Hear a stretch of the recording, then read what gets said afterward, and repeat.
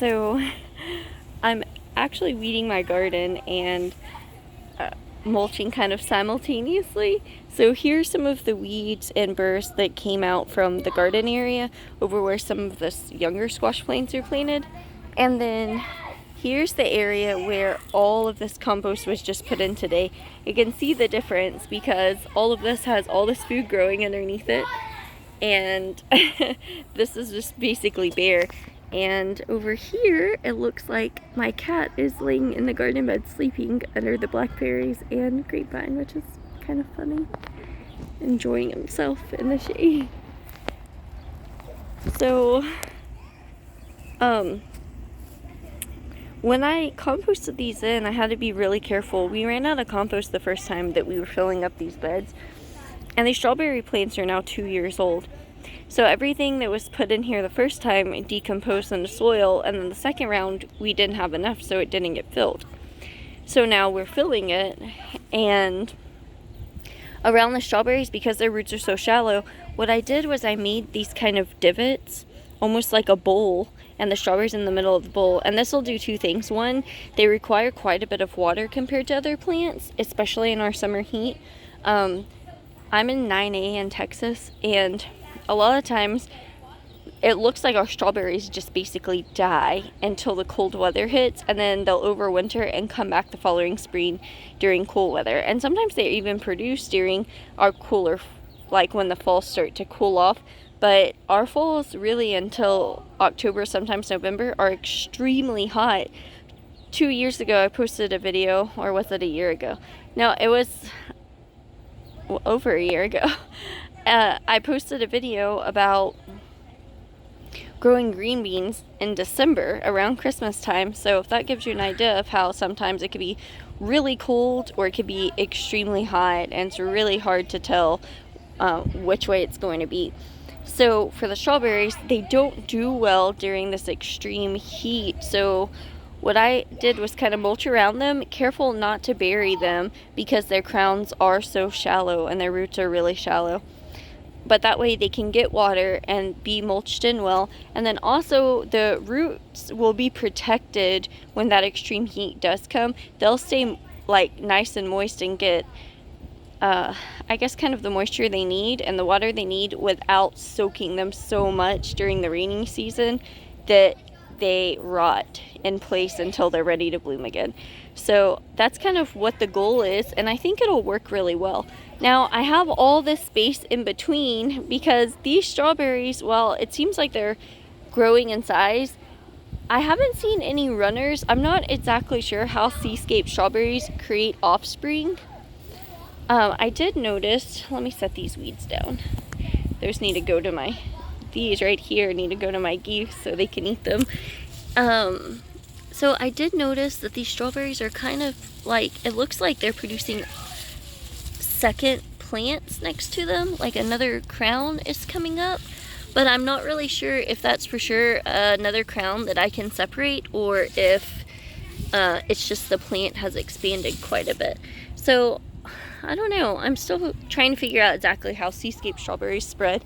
I know the Chandler strawberries that we have, now they're not old enough to produce runners yet. When they will produce runners and spread that way. And runners are like these little strings, kind of what like the strawberry fruit produced on, but instead of a strawberry there's another little plant at the end. Then that plant established roots and you can cut it off and it's a whole new plant. It's just a really cool way to continuously get more and more plants. And while they may not always be as big as the previous plant, it's a really cool way, especially if you're on a budget, to expand your strawberry patch. And so here we've done the same thing. I've really kind of bolted in, and you can see a little better on this one. And there are also some strawberries. Look at that. We've actually got quite a bit of strawberries this year since these are second-year plants, and we only currently have 3 producing. And I planted 25 Chandler strawberry plants, and I'm really excited for those to start producing, but they're still fairly young. But I kind of wanted to go over this area and kind of show what it looks like, because you guys who've been following for a minute, you could get to see what it looks like with all of these turnips and carrots and everything growing beneath the blackberries, but you didn't really get to see where it started out. So this is kind of how it started. And I will not directly plant any nutrient loving plants right here into this, because there's so much wood that when it breaks down, it'll sap nitrogen out of the soil. However, planting plants like beans or peas and even carrots would be a better option, because they can kind of source their own nitrogen as far as beans and peas are concerned.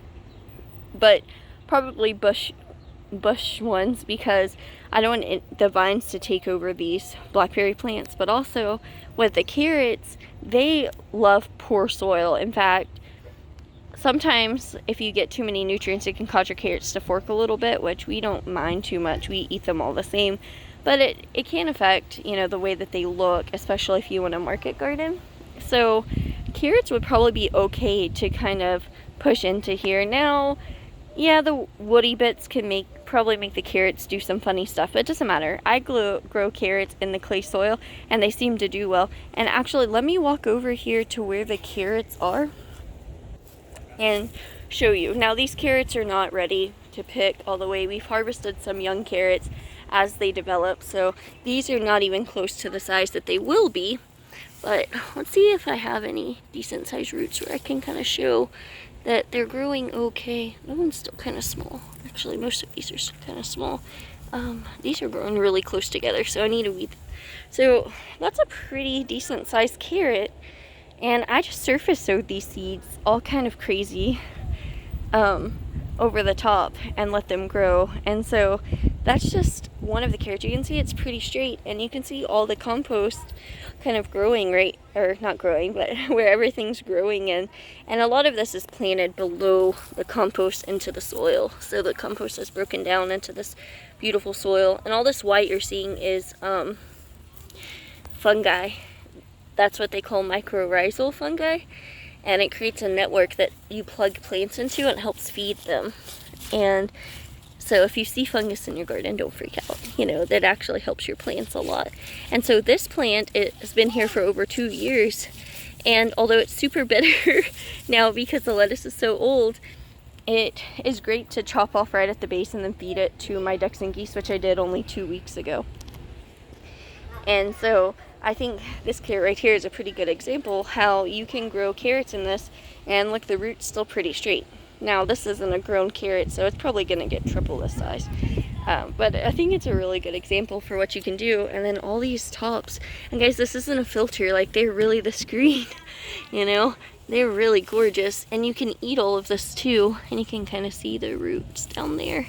It's a good way to kind of check the surface of the roots. This one actually looks a little bigger. So, it is bigger on top, but not. Look at that. That's a pretty decent carrot. So I think it's a really good example of how you can grow carrots down here beneath everything else. Look, this one's starting to push up a bit.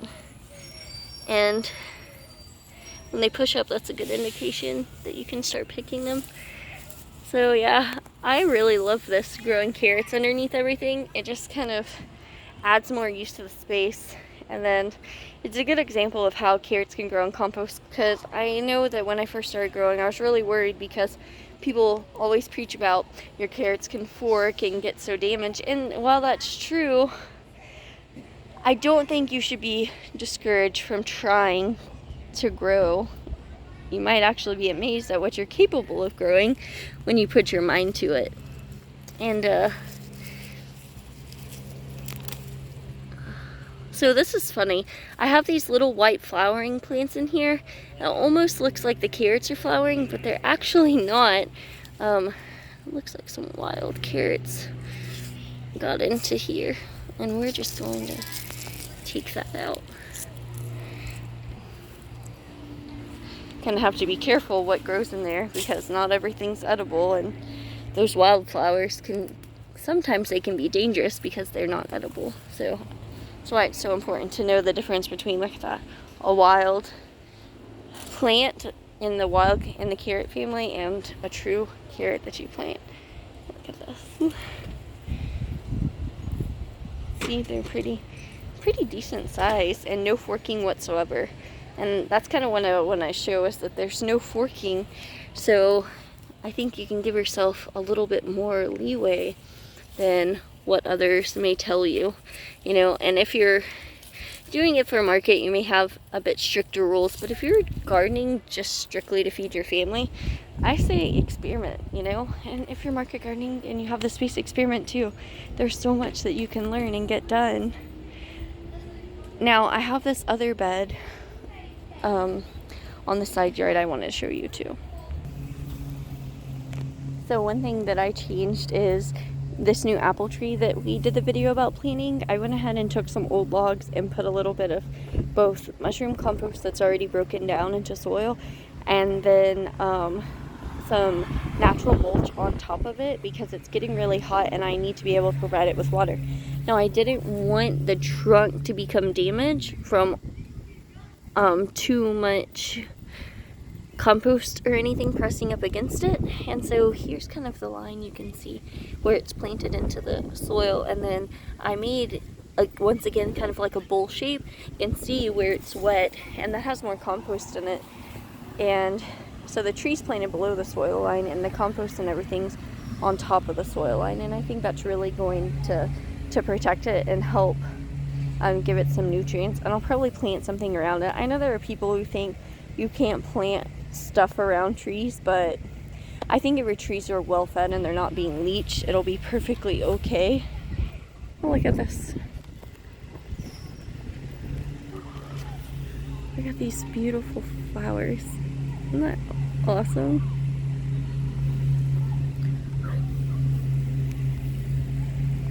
So here's some of the area that I kind of wanted to show off. Here we have some blackberry plants transplanted over here, and these are the new growth, this year's growth, not last year's woody growth. And I think all of those new growth hormones allow them to root a lot easier than last year's bushes grow. They really do. So this is last year's cutting, which has started to develop a new plant, and then this is this year's cutting, and you can see a lot of the greener growth around these. Now they're kind of wilty because they've been transplanted yesterday and it's very warm compared to what it has been. So these are planted into the clay, native clay soil, and I've mulched them in and created compost, mushroom compost and then mulch, to give them nutrients that will sink down into the soil without damaging the roots as they develop new root systems. And then behind all of that, we have this new bed that's been added, and you can see where we laid the cardboard down that we've been saving. And then these are just old wood that was used from the clubhouse that we tore down, and then kind of made it into the triangle shape. I really like the repetitive triangle shape, as you can tell, in the garden, especially in the front yard where we need to keep things a little more organized and to look a little better because of the city ordinances. But this is where I had previously showed my calendula flowers being planted, and you can still see all 4 of them. We have 2 orange and 2 yellows, and I actually just bought some really pretty creamy colored calendula seeds, and I think that's a pack of 50. And while I'm not planting 50 flowers in the space, it will allow me to start some plants inside and then plant them out and let them really establish. Hopefully they'll continue to reseed themselves and fill up the space with some really beautiful flowers. It would give pop a color. You can make tea out of them. The leaves are also edible. So there are a lot of uses for these flowers and the entire plant in general. I'm really excited about these, and I'm really excited to have this finished and a nice grow space where I can grow more plants. And also it looks really, really pretty. And then I also went ahead and did that same bowl method around these trees, and you can see the leaves are just starting to come back up. I have 2 loquat trees. This is our 2nd year growing them, I believe, and so I'm really excited about these to kind of see how they do. The other one looks a lot better. This one's lost a lot of its top growth, but it's finally starting to come back a bit. And then here is the area of watermelons that we recently put in, and you can see I laid down cardboard and then where I've been stepping in it. And then all of this, so we laid down the path after we put in these blue barrels, and then the barrels are filled with topsoil and then with compost, mushroom compost that's already been broken down, and then mulched in on top. But these will hold different melons, cantaloupes, watermelons, you name it. And then the idea is that this is down on top of cardboard. It has some compost in it, but it's mainly natural mulch, so that they'll be able to sprawl all over this and not have to worry about the plant just getting beaten down by rain or destroyed, or all of the grass growing into it. And so I think that's going to provide a really good area for melons to grow as the weather warms up. You can see it's right along this really big bed. It's on the backside where we don't really come through a lot, and it's kind of hidden from the road a little bit since this big bed's in front of it.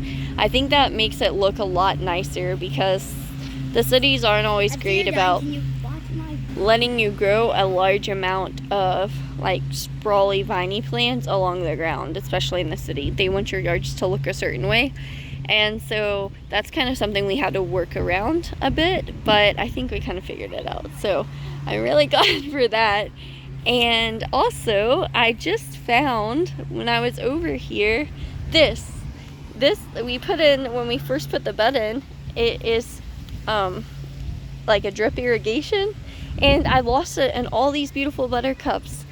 You know, we could not find it in all these. This is our wildflower bed, so we have a lot of wildflowers as well as perennials, because my boys love wildflowers, and I didn't want their wildflowers to take over my whole yard and garden space, so we kind of dedicated one that we manage the seeds and growth in every year. And it's actually one of our favorite parts of the garden. It's a really cool way to keep the flowers looking nice and neat and tidy, but still get those pops of wildflower color.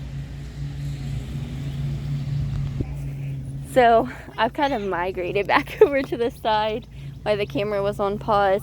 There's a lot of noise today, guys. We live in this, you know, we live in city limits, and you know, it gets really loud. All of people driving by, school buses letting off, just a lot of traffic, and our town's grown quite significantly since we were kids.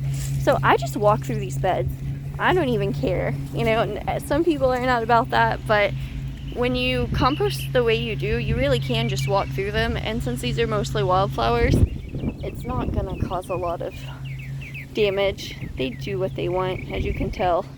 They definitely aren't hurting. There are a lot of them. So I lost this in all of the wildflowers, and luckily my husband, while he was on vacation, he installed a water hose up front off of the main line.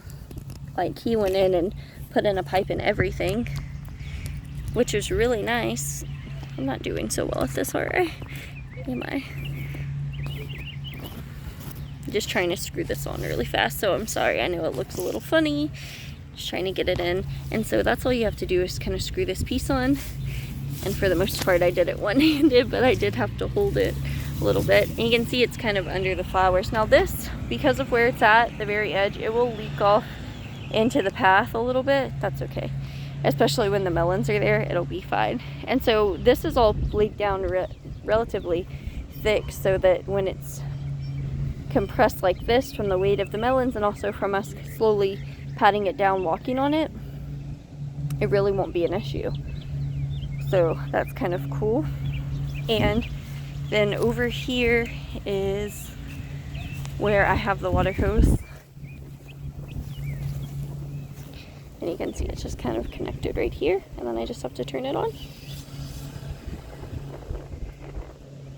And how much you turn it on, like you can turn it on just barely, or you can turn on full blast. That kind of controls how fast the drip irrigation works, how much water there is. So I like to do it a little slow at first and then crank it up, so it's about halfway, and you can see how much more I can go, but I'm going to turn it down a bit. And so that kind of controls everything and how much water is coming out. And then my camera is actually dying, you know, but let me show you really fast. Look at this water coming out of the drip irrigation right here. So that's how it works. It just slowly drips out, and because these are established beds, it goes in between them. and it works out really well because it gets the base under the flowers. And so it's really nice. And then all of this can kind of shade in the beds and allow for that water to soak into the soil and really add moisture. And this is lovely during the hot summers, and I can tell it's going to be a blistering one because we're in March. We had a couple of really cold days out of nowhere, but we're back into the 80s and it's hot. I'm sure before the end of April will be in 90-degree weather. So I just kind of wanted to take some time to show you all the mulching we're doing, show you a couple new beds and areas that we added, how we're continuing to expand, and thank you guys for joining us. And I just want to remind you guys, we're 7 years into being able to add stuff, or living at this house for over 7 years, which means this is not a process that happened overnight. It was slow and steady. So just remember, even if you're adding a bed a year or a bed a season, you really are making a really big impact on your homestead and your gardening journey.